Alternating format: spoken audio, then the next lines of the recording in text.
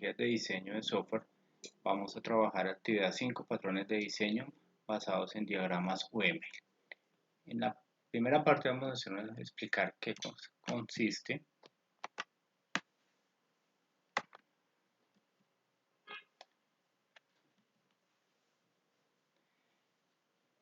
un patrón de diseño UML. Estos patrones son interacciones parametrizadas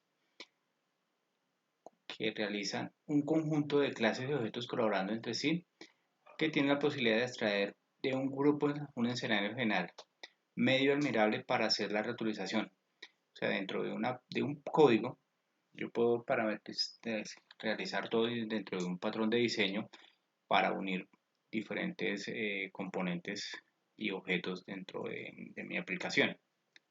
O usarlo simplemente para hacer una fase de mi programación o también para hacer un aplicativo netamente usando un patrón de diseño. Lo importante de un patrón de diseño es que nos permite llevar una solución a un problema abstracto y teniendo siempre con el cliente trabajando, eh, mostrándole los avances, ¿cierto? Y él siempre va a ser como el que va a estar como si fuera el jefe de todo el proyecto.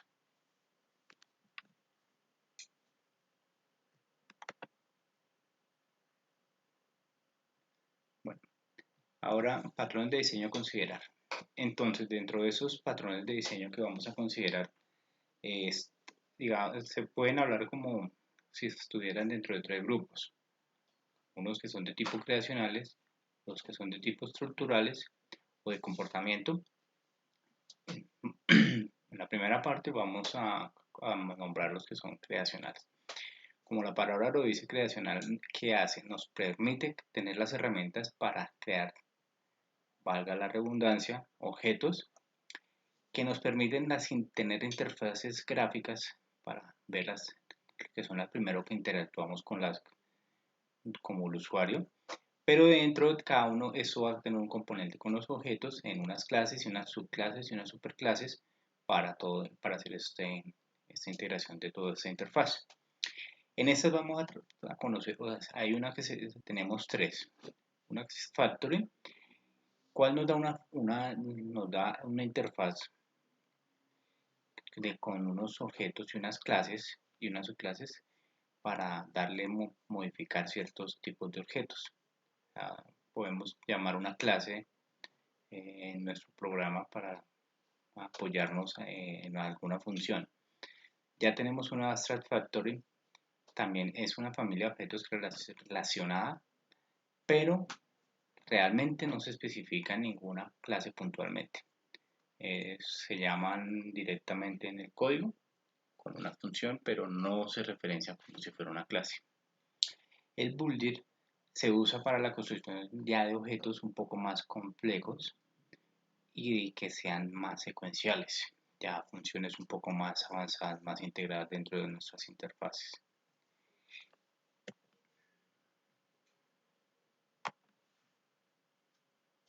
Después de esto tenemos los patrones estructurales que nos dan la forma, nos definen cómo unir las clases y para formar formación de armaduras. O sea, ya la clase conjunto con otras subclases, con unas interfaces, otros componentes ya nos permite hacer una estructura. Podemos decir, eso es como un edificio. Se hacen todas las bases, se hace todo.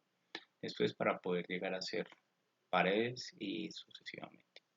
Dentro de estos vamos a tener uno que se llama Composite, la cual nos permite construir todos los objetos como si fuera un árbol. Y con ellas poder en cada rama como ramificar y trabajarlo de manera individual, pero todo va a ser un componente. El facade, esto permite llamar bibliotecas o framework de clases un poco complejas. Decorator, su función nos da adicionar componentes especiales contenidos dentro de que se van a usar dentro de los objetos. Por ejemplo, vistas de tamaños, colores, tamaños de los gráficos. De esto pasamos a los de comportamiento. ¿Qué hacen los de comportamiento en sí?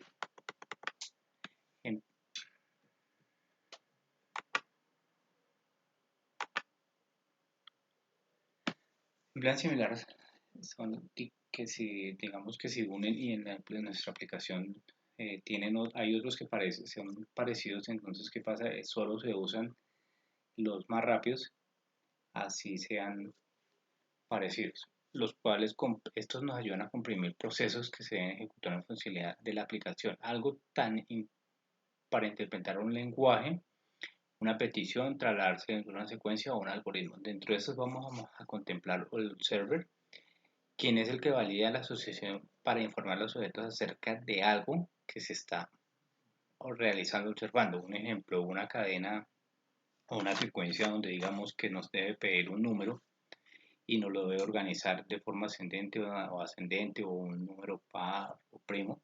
Entonces él observa lo que se está pidiendo. Tenemos un interactor, quien es el que va y valida todo dentro de los elementos para revisar todo y este no está enunciando a nadie. O sea, esto es totalmente un proceso oculto. El template define todo un esqueleto del algoritmo de la superclase para poder permitir que las subclases se reescriban con otros pasos dentro de nuestra misma estructura, pero sin afectar al algoritmo principal. Ahora bien, vamos a hablar un poco de algunos ejemplos de cada uno. Entonces, dentro de un ejemplo de un patrón de diseño factory, vamos a tener donde la llegada para la fabricación de un producto en concreto, ¿cierto? Organizadores ascendente o descendente o que deben hacer organizadores, es muy usado este patrón de diseño factory, ¿sí? Que se pide en concreto lo que queremos realizar.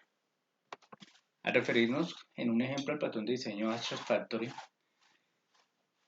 son usados muy específicos para definir la necesidad de una implementación. Por ejemplo, entonces, el Abstract Factory nos define una interfaz para operaciones para crear, digamos, el producto abstracto, ¿cierto? Ya después concretamos tenemos una parte que es el Concrete Factory para el que se definan todas las operaciones, crear los objetos y todos los productos en concreto. Ya por parte final, vamos a ver el producto ya en concreto después de ser creado en sus correspondientes pasos.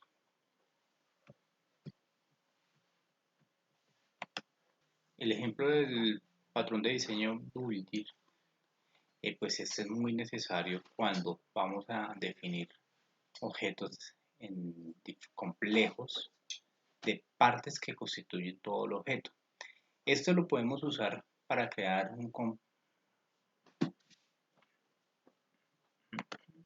Vamos que el ejemplo más específico o más visto es todo el proceso que realizan dentro de una placa board, una mainboard de un computador o un dispositivo. ¿Por qué? Porque pues tiene que estar haciendo unos procesos un poco más complejos para, no sé, dar un video, mostrar audio, capturar las funciones del teclado, exacto. El ejemplo del patrón de diseño Composite ya nos permite llevar a realizar jerarquías y para tener componentes tipo individuales a uniformes, que lo que nos haría es de una estructura sencilla como un sistema para navegar o algo, entonces nos permite realizar una función sencilla y complementarla con otras adicionales. Dentro del ejemplo del patrón de diseño Composite, en el diagrama, entonces vamos a tener nuestro componente tipo operación, ¿cierto? Que vamos a realizar dentro, digamos, un aplicativo, la búsqueda, adicionar o eliminar algún componente como un dato, un número. Para esto es que se usa mucho este patrón de diseño. Cuando las estructuras de programas tienen, se puede adicionar, agregar o eliminar o hacer algún cambio dentro de nuestro aplicativo, pero muy explícito a los datos.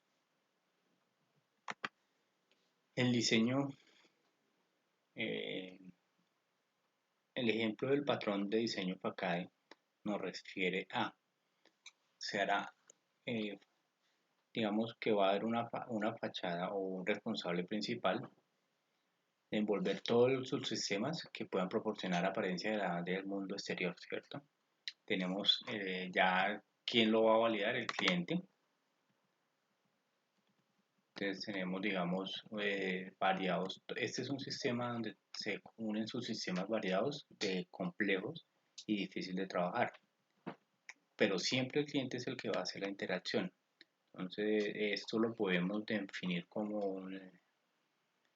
un ejemplo dentro de, no sé, una plataforma para registro de materia, registro estudiantil, porque pues el cliente de esa misma, el mismo alumno, pero también el cliente de la misma universidad y va a tener muchos subsistemas dentro de este sistema principal para tener toda la información. El ejemplo del patrón de diseño decorator se usa mucho cuando se añaden responsabilidades de tipo individuales a objetos que los hace dinámicas y transparentes. Nos permite poder tener o revocar responsabilidades ante nuestros objetos.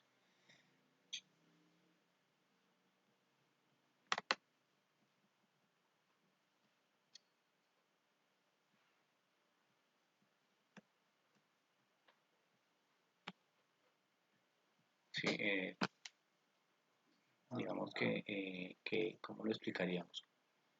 El- la parte del componente nos está dando la interfaz que debe poseer los objetos para que puedan ser decorados o mejorados visualmente, ¿cierto? Ya un componente concreto se le va a acarrear responsabilidades adicionales o funciones diferentes. Ya el decorator nos va a manejar la clase abstracta que va a tener la interfaz que tenía anteriormente el componente. Y ya por último el decorator concrete nos va a añadir las funciones o responsabilidades al objeto principal.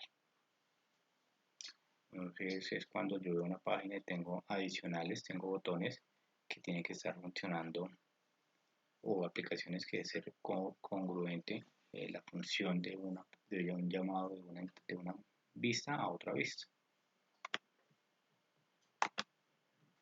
Bueno, el ejemplo de uso del patrón de diseño template eh, no lo vemos tan explícito en otros, sino su uso es muy visto cuando hace un desarrollo en JavaScript. ¿Por qué? Porque es que en JavaScript no dispone de interfaces o clases abstractas, por lo tanto, al implementarnos el código, el delegado, por ejemplo, la interfaz, la clase abstracta, tenemos que llamar unas clases, pero por eso este template es muy visto o se ve toda su funcionalidad dentro del JavaScript para hacer funciones internas a través de esta subclase, pero por lo que explico, solo se ve dentro de muy visto dentro de JavaScript. Digamos que necesitamos notificar a un objeto de la clase una clase principal, lo hacemos con una subclase que no se va a ver muy su operación, pero es necesaria para hacer, digamos, un tipo de conexión, un envío de un dato, o también para cambiar un estado.